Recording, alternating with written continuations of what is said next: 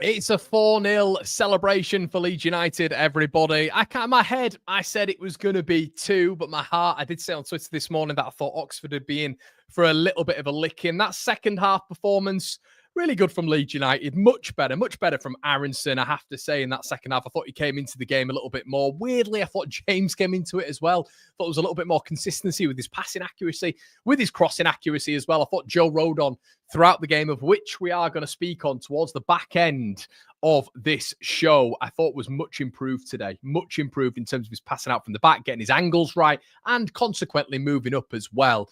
Leeds, generally, we're going to speak on as well, everybody. I want your general Christmas thoughts. We go into Christmas Day, second in the division, which is really good news. But I wanted to get into some individual performances. I wanted to get into your thoughts as well, everybody. But let's start with Man or Solomon, the man on the screen at this moment in time who got the assist to start with. I thought it was probably Solomon's best game in a Leeds shirt. I think we've been mentioning on the channel that he's varied up his game a little bit. He's clearly worked on himself. I think he looks fitter. I think he's way more inclined to vary his play a little bit, and I think you saw that with the first goal in particular, of which he was going down the flank a little bit. And what he does there, I have to say this: what he does is he offers something completely different. He offers something completely different. If he's just cutting inside every single time, and you've got Sam Byram on that side as well, who just cuts in all the time for fun. So you need to have a little bit of width. And what Solomon does is he offers something a little bit unpredictable if he's on his left side and he's on his right side, which is really good news for Leeds United, because then, you know, you're going to get a bit of unpredictability, putting the ball in or cutting back. The defender there really can't read Solomon. I think he's been bringing that into his game a lot more. I think his numbers have been a lot better. His substitute appearances have been a lot better as well. And now he gives you that option of not only is he a potential starter, of which many people are talking about, and you hope that football's based on a meritocracy. A lot of people before the game were saying, well, Connor, you can't really start him. You can't really start him. And I was saying, as opposed to Ramzani, who I'm a big fan of, well, you can. And the reason you can is because you're hoping that this is based on that meritocracy a little bit. He's been playing really well. He's been coming off the bench. He's looked good. Start him. He deserves it. He completely deserves it. And he got his flowers today. Solomon started, got his goal, didn't he? And I think he got a couple assists as well. Someone who I want to talk on, the underrated player, in my opinion, of the season, still getting takes of he's rubbish, he's not good enough at defending, and it's Jayden Bogle. Alongside Tanaka, for me, the signing of the season.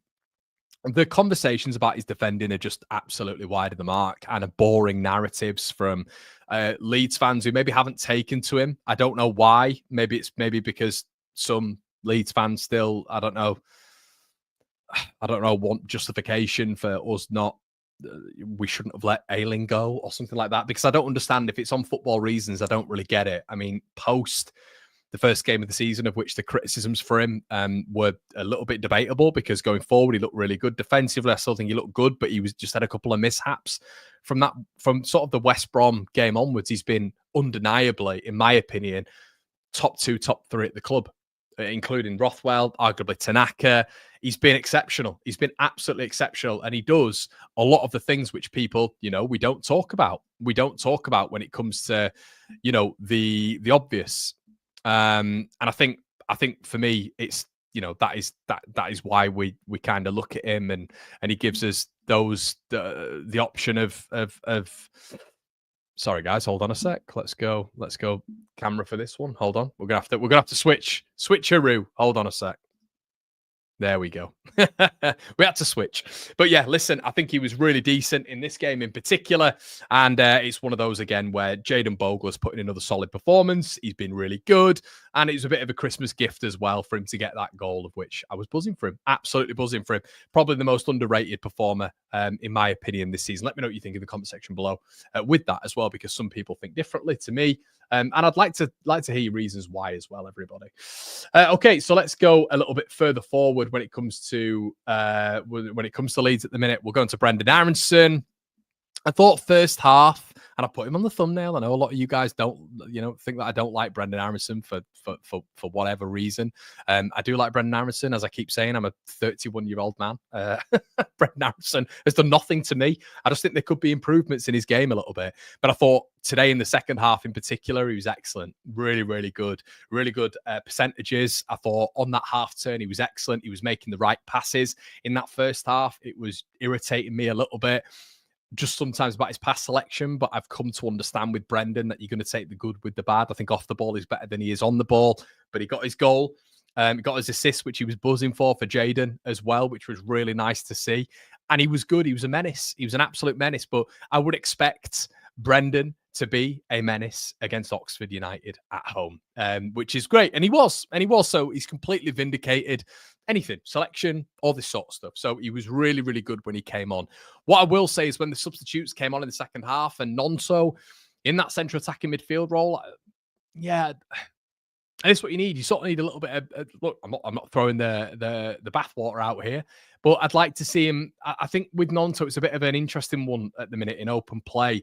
Not seeing enough from him, and I always talk about form, so I can't be a hypocrite right now. I talk about form when it comes to Peru. I talk about form when it comes to Brendan. So I cannot be a hypocrite and say, well, Connor, look, we know you like Nonso, but what about his form? And you guys are quite right with that. I put that out on social media, and I'll say that right now. I don't think his form's good enough from open play at the minute. I don't think it's good enough from open play. And we can't talk about the seasonal statistics because right now, when he's coming onto the pitch, when he's influencing for such a talented football player, he's not hitting those levels, I don't think. I don't think he's hitting those levels. I thought Brendan, as opposed to that, was really good news on the pitch today. Really good. So, well done to him. He's on the thumbnail. As Tanner says, Aronson 3 out of 10, then 9 out of 10 second half, 100%. 100%. Let's get into a few of your comments as well. James today, wow. Ben says, totally agree with Bogle. Gets way too much stick. Yeah, definitely. Solomon is out of new numbers 10. Brilliant today and good link up with Aronson. Yeah, I thought Solomon was excellent. Really, really good today. And it was good to see him getting his flowers, mate. I thought it was excellent. Excellent. Let's have a look. Just need some away from home. Merry Christmas, says Jared as well. Shout out to you, Jared. Thank you, everybody. Merry Christmas, Connor, and all the One Leeds fan channel. Leeds fans, shout out to you as well. Yeah, so I thought James really good today as well. Once again, look, it's the hot and cold with James. And in that first half, when the wind is going against Leeds and he's putting in these floated balls, I was, look, everyone in the watch along, it was getting frustrating. James, don't float the ball in, lad. Don't float the ball in when the wind's going against it. But yeah, they could have got obviously Plaqueta in that first half. Should have scored for me. Should have scored. It was a right chance to make it 1-1. They also had a chance at the back end of the half. Oxford probably should have gone in level, even though we were dominating the game. They should have gone in level if we're being serious. It was a period of time of which you were thinking, right, well, Leeds have got the ball. We've created most of the chances. We're having more shots on goal, but yet we're not going in 2, 3, 4. And it was getting frustrating. Fans on the channel were getting frustrated on the watch along. I completely understand that. And it was getting a little bit irritated. You could tell the tone was getting a little bit irritated from the One Leeds fan channel fan base who were there on the watch along. But yeah, look, I wanted to speak on a general sense, but let's touch on Rodon. Rodon was moving a little bit more gingerly at the end of that game. It looked like it was either a dead leg or maybe a quad. He was holding the front of his leg. Then he started holding the back of his leg. Let's hope he's all right for Stoke because he's going to be massive. Look, guys, to be quite honest, Sheffield United are not dropping. They're winning. Frustrating massively, but they're just winning. I don't think there's... the notion that they're, just a poor team and we're miles better. It doesn't really matter at this moment in time. We're going into Christmas. They're above us. They're 3 points above us. They're not miles ahead of us. They're an Eli Melee trapped ball away from us. Been right in the conversation with them. And we are right now. They are top with us having a 1 out of 7, I think it is, away win record. And they're top with that, and they're only 3 points ahead of us. So that just shows how tight it is. However, this away form has to improve. Burnley are doing really well away from home. 3 wins in the last 3, I believe it is. It might be 4 in 4. And Sheffield United, as again, have proven today that away from home, they're matching their home form. So I think what needs to happen right now is, I think we all know what needs to happen. I think we were all looking at Oxford, and this is Christmas cheer. We're all buzzing. Happy Christmas to you all. But I think what we all understand right now is there is a little bit of a shadow in the room, and that is our away form. Okay, 8th in the away form table. We've got Stoke away, then we've got Blackburn at home, which we know will be tough, but hopefully we'll come through it. Blackburn at home, and then we've got another 2 away performances at Hull and Derby. So in our next 4 games, of which are very winnable, you've got Sheffield United with Burnley at home. Sheffield United have then got 4 really tough fixtures. Burnley have got Borough coming up away from home very soon as well. But what we have to start doing now is the obvious. We'll bask in the moment. We've beaten Oxford, but look, standards, expectations, we're all up here, aren't we? Look, on this channel, we're all up here. And that's no dig, by the way, because people will find this narrative that I'm digging at other people. I am not. Everyone who we bring on the show and everyone in general of the Leeds fan base, I think their standards are up here. I'm just saying in general, we need our standards to be up here, perceptions to be up here. Obviously Oxford is a win. Sounds arrogant, but it is. Stoke is now I don't know. And that's based on patterns. It's based on trends. It's based on our away form with 1 in 7. Okay. So we need to go to Stoke and win, because Burnley or Sheffield United are going to drop points. And these are the games on the 26th of which we need to take something from. Now we've got an advantage. Sheffield United have got a tough patch of games. Burnley, it's a bit of a rough patch for them as well. Our rough patch comes towards the back end of February. So real talk right now, Leeds needs to take advantage. Leeds needs to take some real advantage. So I think that's my message right now, everybody. Not only is it, brilliant for the win, but it is that general look at everything right now. It's the general look at the scope of the division, and Stoke City being that next scope, them being that next team of which we need to take advantage of in this fight. And I think what we all understand as well is that Stoke are very much your Millwall. They're very much what we expect here. So us going into that game, winning the game is the most important right now. The most important.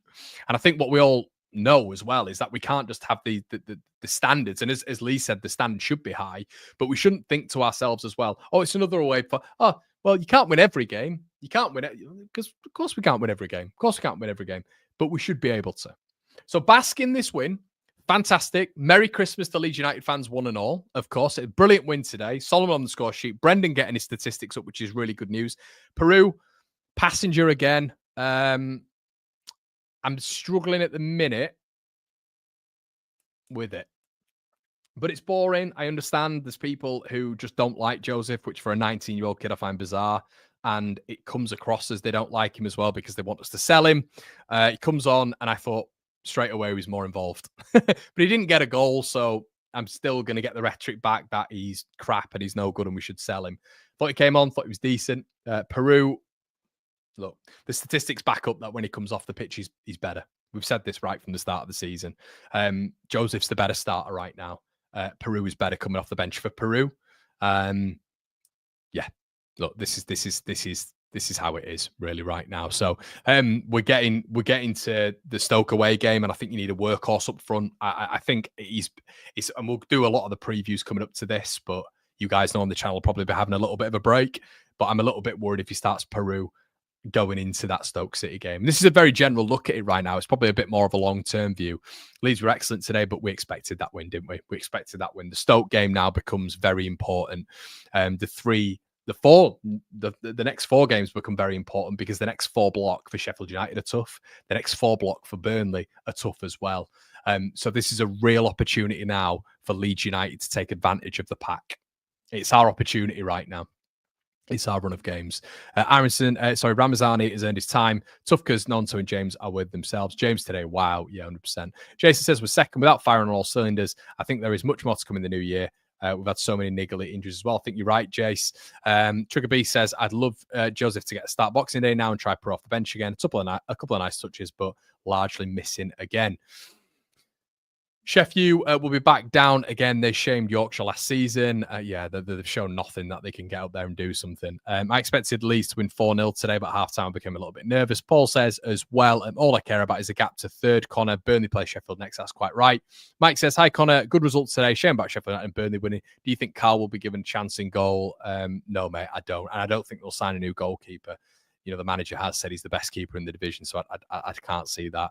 I know he said it last season, but still, his opinion can't have changed that much. Mele was sort of still making a few howls last season, wasn't he? Domston says, I feel we are too cautious away from home. Team's in a low block. Yeah, we need a creative midfielder. I agree with that. No sound, Connor. Is that right? Is that right? You guys let me know. It shouldn't be the case. No sound. Are you hearing sound? Let's have a look. Let me just look at myself. Is that right? Oh, yeah, you're tricking me. Great. Fantastic. Thank you, Paul. Thanks for that. Sujal says, just need the same in our next 2 away games. I agree. And let's just should we have a quick look? Should we have a quick look at Leeds United's next fixtures, as you guys all know anyway. Leeds fixtures. Okay, so I'll share the screen now and we can have a little look at them. Okay, so sharing the screen now, and these are what I'm kind of looking at right now, because I'm very much of a long-term thinker, as you guys know, and these are sort of the next games. Look, it's a good period for us. It's a really, really good period for Leeds. Really good period. So we know what we need to do. We know what we need to do. And actually, Derby, as we can see here, comes before Blackburn. So next 2 away games, these should be 2 wins. There should be 2 wins. I know Derby can be decent at home, but with the opposing fixtures that we've got coming up, as in the teams around us and their fixtures, these are big games for Leeds United. Big games. And then sort of I'll show you guys, we get sort of into February, end of February, and this is where it becomes a little bit of a tough period for Leeds United. So this period up here is where we need to take full advantage. We need to take full advantage of what's going on. Call me deluded, but they're winnable. No, you're right, mate. You're right. Connor, our next away 2 games are away, Stoke and Derby. You are right, mate. You are. Michael's in the building. Hi, Michael. Yeah, so you are bang on. Off into Worcester on the lash with the boys. Connor, have a great Christmas. Catch you up against Stoke. And that is perfect from Dormston. We have just won the game. We are going into Christmas in the top 2, everybody. We can critique, we can criticize, we know what needs to improve, but we saw some really good things today. Which is fantastic news for Leeds United. Well, I'll tell you what, I'll leave it there. I've been waffling on the watch long a bit much. I've been doing all these sorts of things, but I'll leave you. I know you want to get out with your family and your friends, all this sort of stuff, or just even chill out, watch the football at 5. I don't want to be on here too much waffling. There's not that much to talk about with Leeds. We know what needs to improve. We know what has improved. Great stuff. Positive vibes all around. Shout out to you, John. Really appreciate that, my friend. All the best to you and yours from Robin Hood's Bay. John, thank you so much, my friend. Guys, it's been an absolute pleasure. Before you leave, if you wouldn't mind slapping a like on the video, we'll be back tomorrow morning, and we'll probably be back with something maybe a little bit later on tonight, or definitely throughout the weekend. We've got full time to come up, full time with Connor, and we've got the 3 things that we learned. Thank you so much, Lee. Thanks so much, buddy. All of you in the chat, all the 1 Leadsers, thank you so much, and we'll see you very, very soon. Cheers.